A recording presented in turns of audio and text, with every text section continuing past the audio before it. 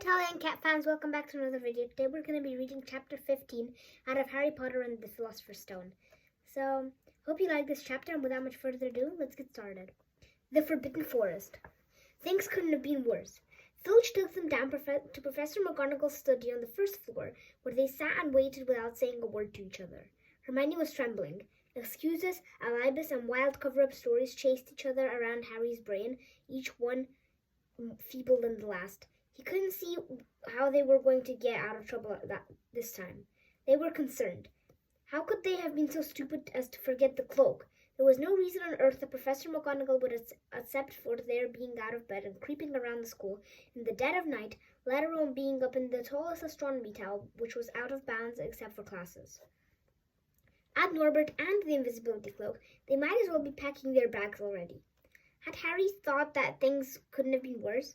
He was very wrong. When Professor McGonagall appeared, she was leading Neville. "Harry!" Neville burst out the moment he saw the other two. "I was trying to find you to warn you. I heard Malfoy saying he was going to catch you. He said you had a drag—" Harry shook his head violently to shut Neville up, but Professor McGonagall had seen. She looked more likely to breathe fire than Norbert as she towered over the three of them. "I would never have believed it, any of you. Mr. Filch says that you were up in the astronomy tower. It's 1 o'clock in the morning. Explain yourselves." It was the first time Hermione had ever failed to answer a teacher's question. She was staring at her slippers as still as a statue. "I think I've got a good idea what's been going on," said Professor McGonagall. "It doesn't take a genius to work it out. You've had Draco Malfoy some cock-and-bull story about a dragon, trying to get him out of bed and into trouble. I've already caught him. I suppose you think it's funny that Longbottom here heard the story and believed it too." Harry caught Neville's eye and tried to telling him without words that this wasn't true, but Neville was looking stunned and hurt. Poor blundering Neville. Harry knew what it must have cost him to try and find them in the dark to warn them. "I'm disgusted," said Professor McGonagall. "4 students out of bed in one night. Never heard such a thing before. You, Miss Granger, I thought you had more sense. As for you, Mr. Potter, I thought Gryffindor meant more to you than this. All 3 of you will receive detention. Yes, you too, Mr. Longbottom. Nothing gives you the right to walk around the school at night, especially these days. It's very dangerous, and 50 points will be taken for Gryffindor." 50! Harry gasped. They would lose the lead. The lead they'd won in the last Quidditch match. 50 points each, said Professor McGonagall, breathing heavily through her long pointed nose. "Professor, please, you can't— Don't tell me what I can and cannot do, Potter. Now get back to bed, all of you. I've never been more ashamed of Gryffindor students." 150 points lost. That put Gryffindor in the last place. In one night, that ruined any chance of Gryffindor had the House Cup. Harry felt as though the bottom had dropped out of his stomach. How could he ever make up for this? Harry didn't sleep all night. He could hear Neville sobbing into his pillow for what seemed like hours. Harry couldn't think of anything to say to comfort him. He knew Neville, like himself, was dreading the dawn. What would happen when the rest of the Gryffindors found out what they've done? At first, Gryffindors passing through the giant hourglasses that recorded the house points the next day thought there'd been a mistake. How could they suddenly have 150 points fewer than yesterday? And then the story started to spread. Harry Potter, the famous Harry Potter, their hero of 2 Quidditch matches, had lost them all these points, him and a couple of other stupid first years.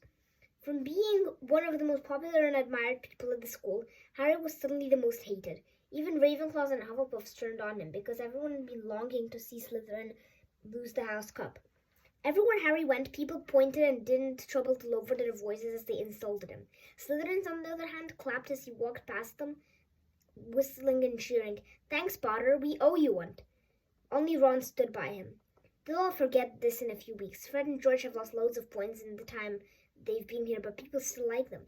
"They've never lost 150 points in one go, though, have they?" said Harry miserably. "Well, no," Ron admitted. It was a bit late to repair the damage, but Harry swore to himself not to meddle in things that weren't his business from now on. He had it with sneaking around and spying. He felt so ashamed of himself that he went to Wood and offered to resign from the Quidditch team. "Resign!" Wood thundered. "What good will that do? How are we ever going to get any points back if we can't win at Quidditch?" But even Quidditch had lost its fun. The rest of the team wouldn't speak to Harry during practice, as if they had to speak about him. They called them, if they had to speak about him, they called him the Seeker. Hermione and Neville were suffering too. They didn't have as bad time as Harry because they weren't as well known, but nobody would speak to them either. Hermione had stopped drawing attention to herself in class, keeping her head down and working in silence. Harry was almost glad that the exams weren't far away. All the studying he had to do kept his mind off his misery. He, Ron, and Hermione kept to themselves, working late into the night, trying to remember the ingredients in complicated potions, learn charms and spells by heart, memorize the dates of magical discoveries and goblin rebellions.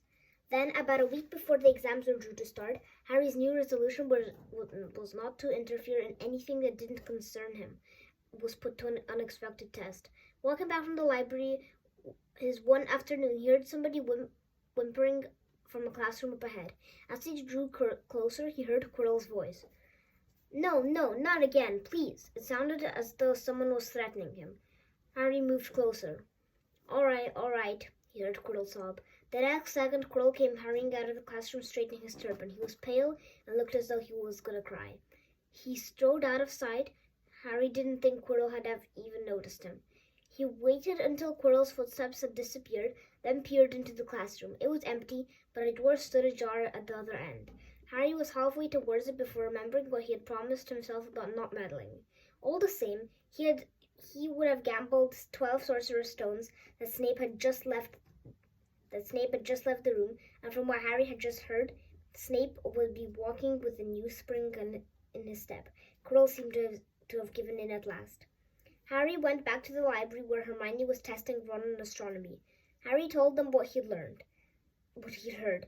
Snape's done it then, said Ron. If Quirrell's told him how to break his anti-dark force spell, they're still fluffy though, said Hermione. Maybe Snape's found out how to get past him without asking Hagrid, said Ron, looking up at the thousands of books surrounding them. I bet there's a book somewhere in here telling you how to get past the giant three-headed dog. So what do we do, Harry? The light of adventure was kindling again in Ron's eyes, but Hermione answered before Harry could. Go to Dumbledore. That's what we should have done ages ago. If we try anything ourselves, we'll be thrown out for sure. But we've got no proof, said Harry. Quirrell's still too scared to back us up. Snape's only got to say he doesn't know how the troll got in at Halloween, and that he knows that he was nowhere near the third floor. Who do you think they'll believe, him or us? It's not exactly a secret we hate him. Dumbledore will think we made it up to get him sacked. Filch wouldn't help us if his life depended on it. He's too friendly with Snape, and more students get thrown out, the better. He'll think. And don't forget, we're not supposed to know about the stone or Fluffy. That'll take a lot of explaining. Hermione looked convinced, but Ron didn't. If we just do a bit of poking around... No, said Harry flatly. We've done enough poking around. He pulled a map of Jupiter towards him and started to learn the names of its moons.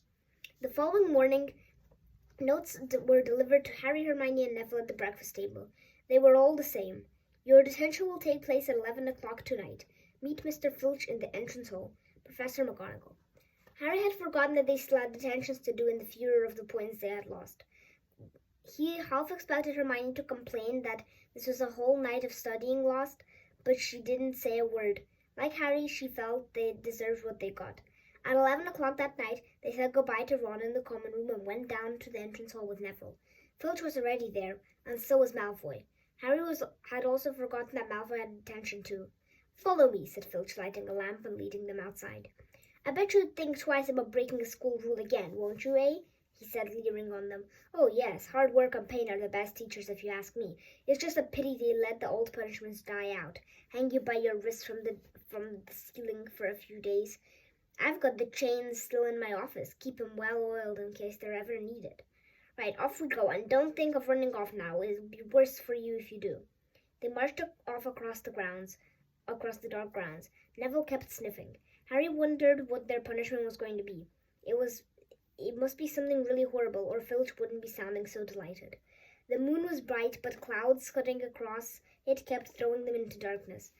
Ahead, Harry could see the lighted windows of Hagrid's hut. Then they heard a distant shout. Is that you, Filch? Hurry up, I want to get started. Harry's heart rose. If they were going to be working with Hagrid, it wouldn't be so bad. His relief must have showed his face because Filch said, I suppose you think you'll be enjoying yourself with that oaf.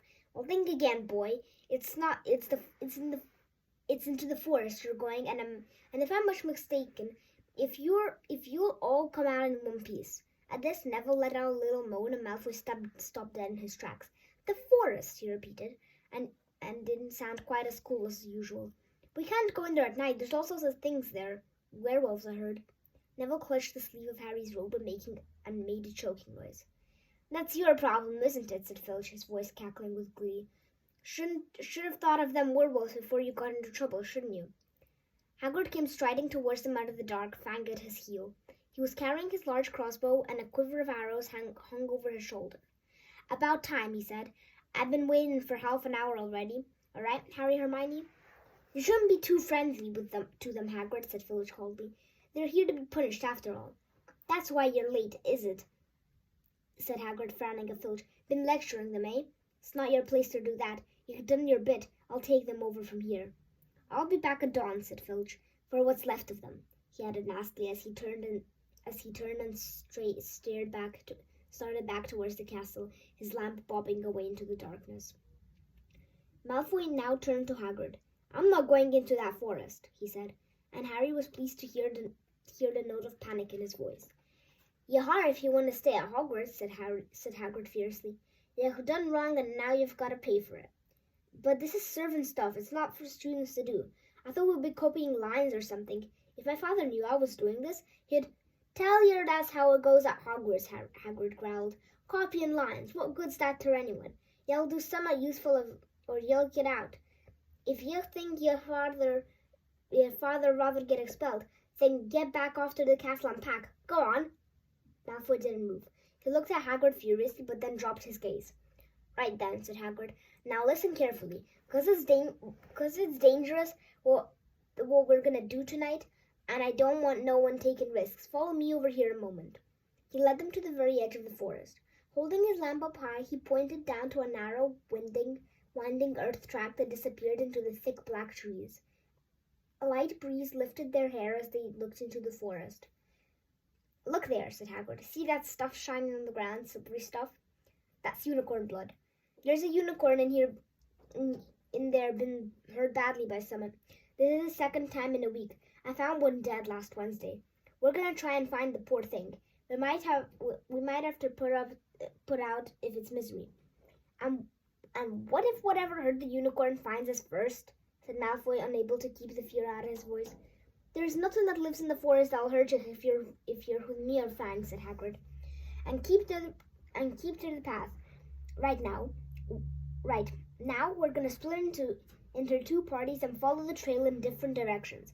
There's blood all over the place. It must have been staggering around since last night at least." "I want Fang," said Malfoy quickly, looking at Fang's long teeth. "All right, but I warn you, he's a coward," said Hagrid. "So Harry and Hermione will go one way, and Draco, Neville, and Fang will go to the other. Now, if any of us finds the unicorn, we'll send up green sparks, right? Get your wands and practice now. That's it. And if anyone gets into trouble, send up red sparks, and we'll all come and find you. So be careful. Let's go." The forest was black and silent. A little way into it, they reached a fork in the earth path, and Harry, Hermione, and Hagrid took the left path, while Malfoy, Neville, and Fang took the right. They walked in silence, their eyes on the ground. Every now and then, a ray of moonlight shone through the branches above, lit a spot of silver blue blood on the fallen leaves. Harry saw that Hagrid looked very worried. "Could a werewolf be killing the unicorns?" Harry asked. "Not fast enough," said Hagrid. "It's not easier to catch a unicorn. They're powerful magic creatures. I never knew one to be heard before." They walked past a mossy tree stump. Harry could hear running water. There must be a stream somewhere close by. There were still spots of unicorn blood here and there along the winding path. "You all right, Hermione?" Hagrid whispered. "Don't worry. It can't have gone far if it's badly hurt, and we'll be able to—" "Get behind that tree!" Hagrid seized Harry and Hermione and hoisted them off to the path between a towering oak. He pulled out an arrow and fitted it into his crossbow, raising it ready to fire. 3 of them listened. Something was slithering over dead leaves nearby. It sounded like a cloak trailing along the ground. Hagrid was squinting up the dark path, but after a few seconds the sound faded away. "I knew it," he murmured. "There's someone in here that shouldn't be." "A werewolf?" Harry suggested. "That wasn't no werewolf, and it wasn't no unicorn either," said Hagrid grimly. Right, follow me, but be careful now. They walked more slowly, ears straining for the faintest sound. Suddenly, in a clearing ahead, something definitely moved. Who's there? Hagrid called. Show yourself. I'm armed. And into the clearing came, was it a man or a horse? To the waist a man with red hair and beard, but below that was a horse gleaming chestnut body with a long reddish tail. Harry and Hermione's jaw dropped. It's you, Ronan, said Hagrid in relief. How are you?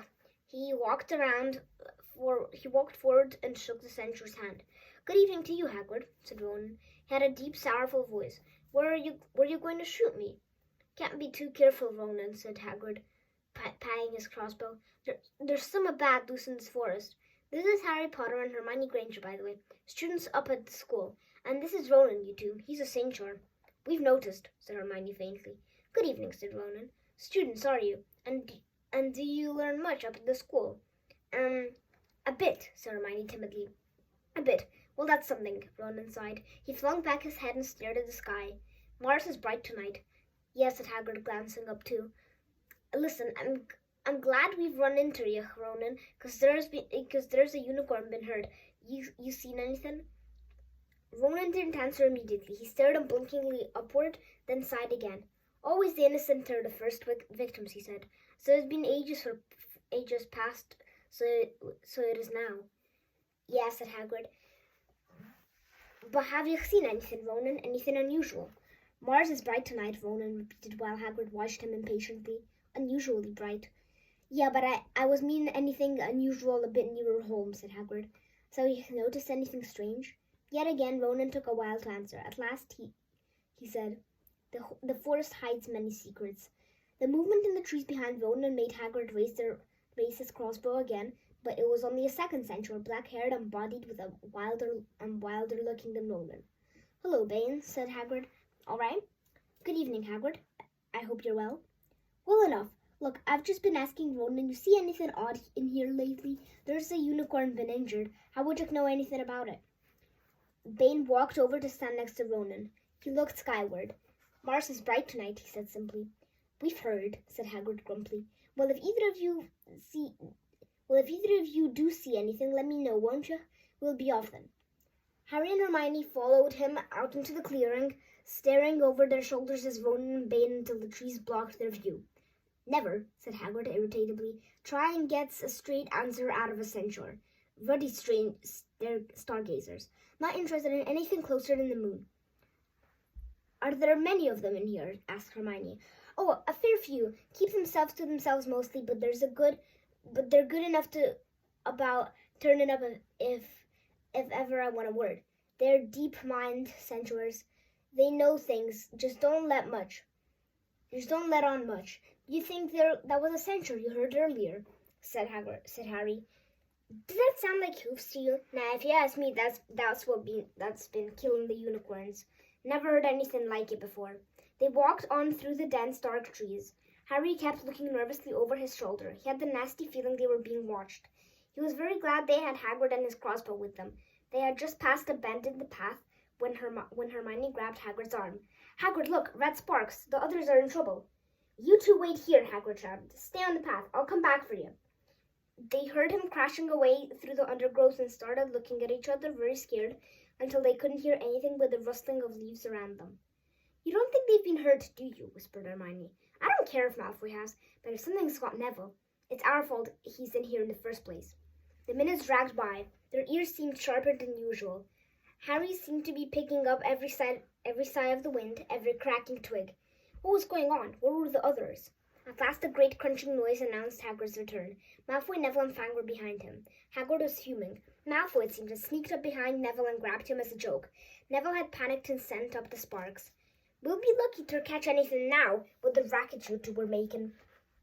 Right, we'll change in groups. Neville, you stay with me and Hermione. Harry, you go with Fang and this idiot. I'm sorry, Hagrid added to a whisper to Harry, but he'll have a harder time frightening you, and we've got to get this done. So Harry set off into the heart of the forest with Malfoy and Fang. They walked for nearly half an hour, deeper and deeper into the forest, until the path became almost impossible to be followed because the trees were so thick. Harry thought the blood seemed to be getting thicker. There were splashes on the roots of a tree, as though the poor creature had been thrashing around in pain close by. Harry could see a clearing ahead, through the tangled branches of an ancient oak. Look, he murmured, holding out his arm to stop Malfoy. Something bright white was gleaming on the ground. They inched closer. It was a unicorn, all right, and it was dead. Harry had never seen anything so beautiful and sad. Its long, slender legs were stuck out at odd angles as if they'd fallen, and his mane was spread pearly white in the dark leaves. Harry had taken one step towards it when a slithering sound made him freeze where he stood. A bush on the edge of the clearing quivered. Then out of the shadows a hooded figure came crawling across the ground like some stalking beast. Harry, Malfoy, and Fang stood transfixed. The cloaked figure reached the unicorn, lowered his head over the wound in the animal's side, and began to drink its blood. Ah! Malfoy let out a terrible scream and bolted. So did Fang. The hooded figure raised its head and looked straight at Harry. Unicorn blood was dripping down its front. It got to its feet and came swiftly towards Harry. He couldn't move for fear. Then a pain like he had never felt before pierced his head. It was though his scar was on fire. Half blinded, he staggered backwards. He heard hooves behind him, galloping. Something jumped clean over Harry, charging at the figure. The pain in Harry's head was so bad he fell to his knees. It took a minute or two to pass. When he looked up, the figure was gone. A centaur was standing over him, not Ronan or Bane. This one looked younger. He had white blonde hair and a palomino body. "Are you all right?" said the centaur, pulling Harry to his feet. "Yes, thank you. What was that?" The centaur didn't answer. He had astonishingly blue eyes like pale sapphires. He looked carefully at Harry, his eyes lingering in the scar that stood out, livid, on Harry's forehead. "You are the Potter boy," he said. "You had better get back to Hagrid. The forest is not safe at this time, especially for you. Can you ride? It'll be quicker that way." "My name is Ferenz," he added as he lowered himself into his front legs so that Harry could clamber on his back. There was suddenly a sound of more galloping from the other side of the clearing. Ronan and Bane came bursting through the trees, their flanks heaving and sweaty. "Ferenz!" Bane thundered. "What were you doing? You have a human on your back. You have no shame. Are you a common mule?" "Do you realize who this is?" said Ferenz. "This is the Potter boy. The quicker he leaves this forest, the better." "What have you been telling him?" growled Bane. "Remember, Ferenz, we were sworn not to set ourselves against heavens. Have we not read what is it to come in the moments of the planets?" Ronan pawed the ground nervously. "I'm sure Ferenz thought he was acting for the best," he said in his gloomy voice. Bane kicked his back legs in anger. "For the best! Well, what is that to do with us? Centaurs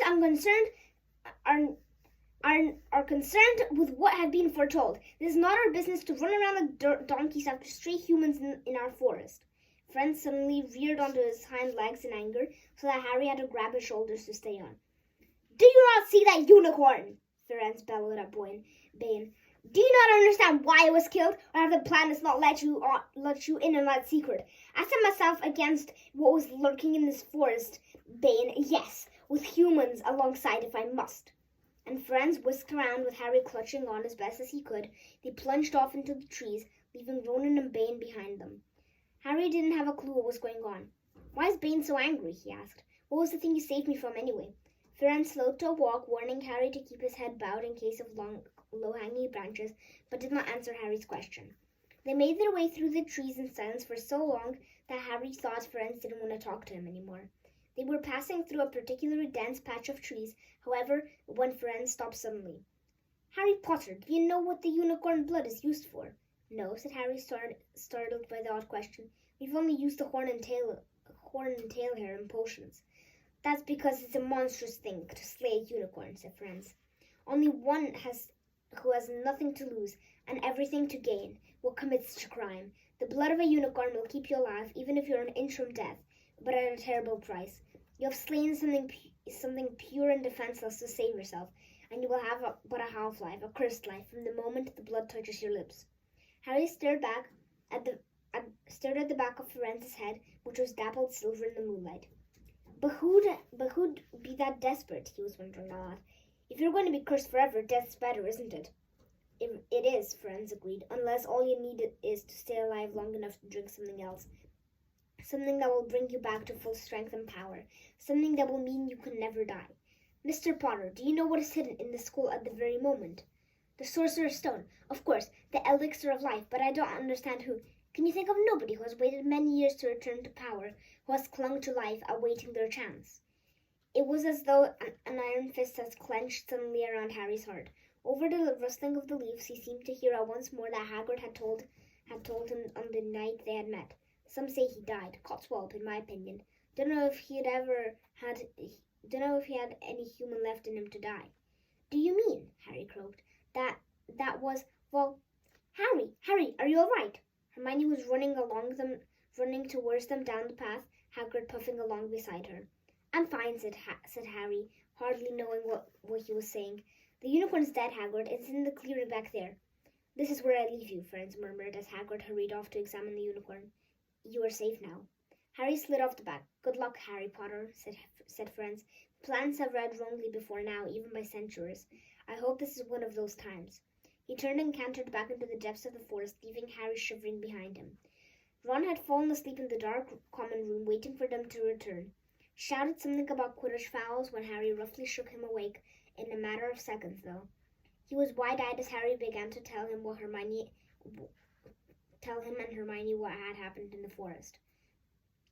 Though Harry couldn't sit down. He paced up and down in front of the fire. He was still shaking. Snape wants the stone for Voldemort, and Voldemort's waiting in the forest, and all this time we thought Snape just wanted to get rich. Stop saying the name, said Ron in a terrified whisper as though Voldemort could hear them. Harry wasn't listening. Friend saved me, but he shouldn't have done so. Bane was furious. He was talking about interfering with the plan and say it's going to happen. They must show that Voldemort's coming back. Bane thinks Friend should have let Voldemort kill me. I suppose that's written in the stars as well. Will you stop saying the name? Ron hissed. So all I've got to wait for now is Snape to steal the stone, Harry went on feverishly. Then Voldemort will be able to come and finish me off. Well, I suppose Bane will be happy. Hermione looked very frightened, but she had a word of comfort. Harry, everyone says Dumbledore's the only one you know who was ever afraid of. With Dumbledore around, you know who won't touch you. Anyway, who says the centaurs are right? It sounded like fortune-telling to me. And Professor McGonagall says there's a very imprecise branch of magic. The sky had turned light before they had stopped talking. They went to bed exhausted, their throats sore. But the night's surprises weren't over. When Harry pulled back his sheets, he found the invisibility cloak folded neatly under them. There was a note pinned to it, just in case. Well, Italian Cat fans, that was all for Chapter 15. So, if you enjoyed the chapter, I hope you enjoyed the chapter. So, have a good day. Bye.